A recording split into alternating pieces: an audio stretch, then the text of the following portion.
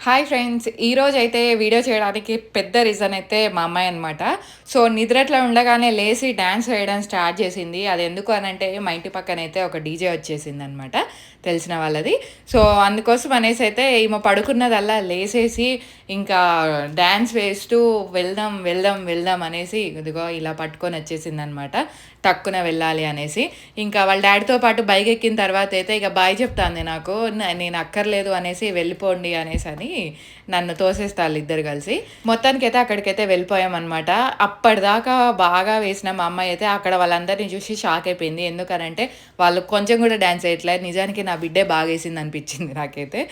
వాళ్ళకైతే అసలు ఆ డీజేనే వేస్ట్ అనిపించిందనమాట.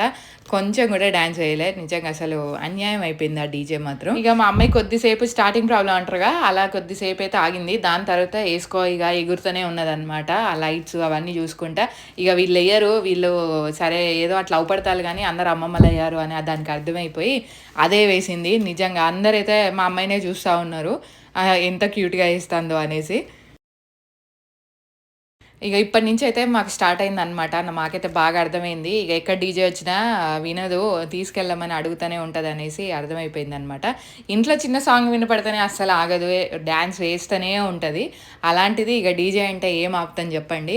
ఘోరంగా ఏస్తాందనమాట. అసలు ఎవరితోని సంబంధం లేదు. అందరికి బాయిలు చెప్తాంది.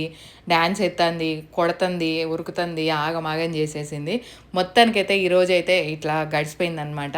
అసలు నిజంగా అట్లా డీజే దగ్గరికెళ్తామనైతే అస్సలుగా అనుకోలేదు. జస్ట్ ఆమె కోసం అనేసైతే వెళ్ళిపోయామనమాట. ఆమె అదంతా చూసి కూడా చాలా బాగా ఎంజాయ్ అయితే చేసేసింది. ఫుల్ స్టైల్ గూడా ఏసింది. చూసారు గదా! మొత్తం స్పెక్ట్స్ పెట్టుకొని ఆగమాగం చేసింది. ఆమె స్పెక్ట్స్ లేనిది అస్సలు బయటికి పోనే పోదు. మీరు చూసే ఉంటారు. ప్రతి ఒక్క వీడియోలో గూడా స్పెక్ట్స్ అయితే కన్ఫర్మ్‌గా ఉంటాయనమాట. స్పెక్ట్స్ లేనిది అసలు బయటికే రానంటది. ఆ స్పెక్ట్స్ పట్టుకొనే పోతా ఉంటది ఎక్కడికి పోయినా సరే. బయటికి అనగానే ఫస్ట్ స్పెక్ట్స్, షూ ఇయ్యే పట్టుకొని తిరుగుతా ఉంటదనమాట. మా వెంట పడి మరీ వేపించుకుంటది. అవి లేనిదైతే బయటికే ఎళ్ళదు. లేదా ఎవరిని వెళ్ళనీయదు ఫస్ట్ ఆఫ్ ఆల్ అయితే. సో, అక్కడొచ్చే మంచి మంచి సాంగ్స్‌కైతే ఈమైతే భలేగా డాన్స్ ఏసేసింది.